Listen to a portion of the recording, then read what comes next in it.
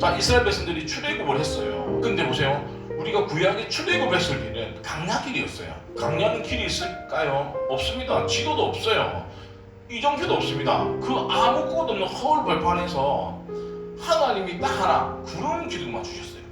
그래서 이스라엘 백성들은 이것저것 볼 필요 없이 구름 기둥만 딱 보고 따라갔다는 거예요. 우리의 인생은 늘 선택의 연속이라는 거예요. 근데 그 선택은 뭡니까? 반드시 책임이 따라오는데 기억해야 될 것이 뭐냐고 하면 많은 선택할 것이 있는 게 좋은 게 아니라 하나님 한 분만 보고 갈 수 있는 게 우리 인생 가운데 가장 큰 복임을 우리가 믿으시기 바랍니다. 구약에서 그 구름을 무엇을 상징하냐고 하면 자연 현상이 아니라 하나님의 임재를 나타내는 표징으로 우리가 신앙적으로 볼 수 있는 게 구름이었습니다. 출애굽기 40장에 보면 성막이 완성이 딱 되어져요. 출애굽기 때 하나님의 영광으로 구름이 성막을 덮었다라고 기록이 되어져 있습니다. 자, 그래서 이스라엘 백성이 강야길 가운데 낮에는 구름 기둥으로 밤에는 불 기둥으로 친히 하나님이 이스라엘 백성들과 함께 40년 강야길을 동행했다라는 거예요. 이스라엘 백성들이 안전하게 출애굽을 할 수 있었던 이유는 그들의 군사력이 있는 것도 아니고 그들의 인간의 지도자에 의해서 이루어진 것도 아니었습니다. 하나보다 구름 기둥과 불 기둥 하나님의 임재가 이스라엘 백성과 늘 동행했기 때문에 강야길을 출애굽을 무사히 할 수 있었다는 것들을 우리가 기억하셔야 됩니다. 우리도 마찬가지입니다. 교회의 미래는 건물 크기에 있지 않다는 거예요. 교회의 미래는 하나님이 임재하시는 곳이어야만 미래가 있다라는 거예요. 그래서 교회의 미래는 하나님과 함께 하는 공동체가 미래가 있다라는 거예요. 자, 그런 교회에게 어떻게 약속하셨냐? 내가 너에게 분반 모든 것을 가르쳐 지키게 하라. 볼지어다 내 세상 끝내까지 내가 너 항상 함께 있겠다라는 거야. 그래서 앞에 중요한 게 뭐냐? 너에게 분부한 모든 것을 가르쳐 지키게 하라는 거야. 자, 말씀이 기록되어진 대로 가르치고 가르친 대로 뭡니까? 지킨 사람은 내가 너희 세상 끝날 때까지 너희와 항상 함께 있겠다라고 성경은 기록하고 있더라는 거예요. 이 말씀을 전할 수 있는 교회, 이 얘기를 했을 때 반응하는 성도가 뭡니까? 진짜 교회 공동체지. 어떤 교회에 큰일이 있었을 때 나는 내랑 마음이 달라서 나는 교회를 떠나고 내가 중직자임에도 불구하고 나는 굽힐 수 없어 하고 떠나는 공동체는 뭡니까? 건강하지 않다라는 거예요. 하나님이 우리와 늘 함께하기 위해서는 바른 가르침과 가르침에 대한 반응이 있었을 때에 교회 공동체는 성장할 수 있고 교회의 가장 큰 자산은 건물이 절대 아니라는 거예요. 저는 비록 우리가 작은 공동체고 지하에 있는 공동체지만 너무너무 행복하게 저는 목회를 하고 있어요. 그래서 저는 기대가 됩니다. 우리 아이들이 컸을 때에 어떻게 함께 동력을 할 것인지, 그리고 지금 있는 성도들이 믿음이 자라가지고 우리가 더 정말 열방을 섬길 수 있는 그 일에 함께 달려갈 수 있을 것들을 기대하면서 저는 목회하는 저는 너무너무 행복하게 생각을 합니다.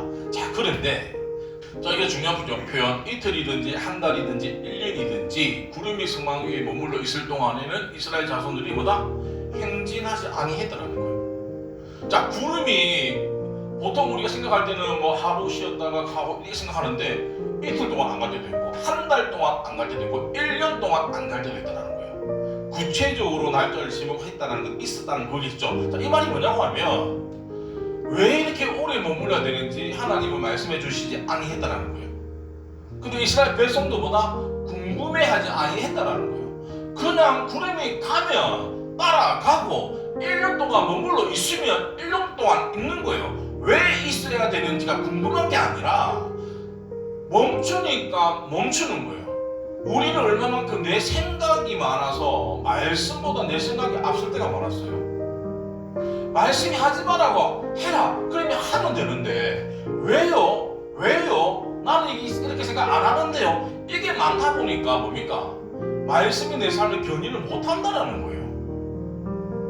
말씀은 내 삶을 견인해야지 항상 함께의 은혜가 있는데 말씀보다 내 생각이 더 많으니까 말씀보다 내 경험이 더 많이 있으니까 말씀대로 못 살아간다는 거예요. 그런 사람은 하나님이 항상 함께의 은혜가 임하지 않는다라는 것들을 기억하셔야 됩니다.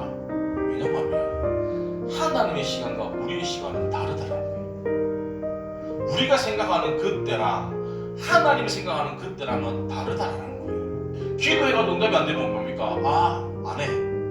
그런데 하나님은 하나님의 때를 참고 기다린 사람에게 응답해 주시는 것이지, 내가 원하는 타이밍에 응답해 주지 않는다라고 해서 내가 기도하지 않고 포기하는 것들은 뭐다? 내가 응답을 다 놓쳐버린다는 거예요. 그래서 하나님의 시간은 우리의 시간과 다르다는 것들을 인정하셔야 됩니다.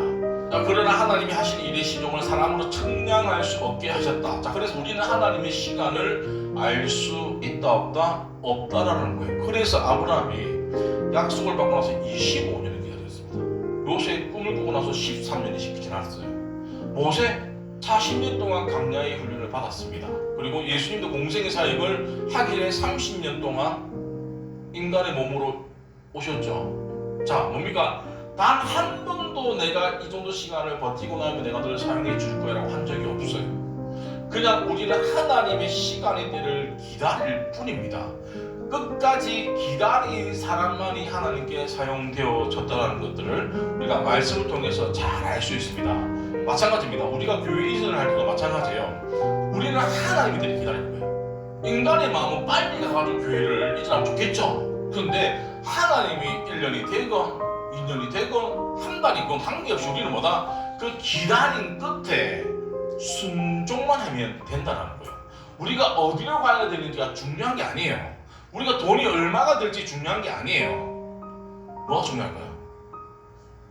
하나님 때에 움직이는 게 너무너무 중요하다는 거예요. 그래서 서두를 필요가 없다는 거예요. 그렇다고 해서 넉넉고 감이 떨어지기를 기다리는 게 아니라 우리가 해야 될 것은 하나죠. 기도해야 된다.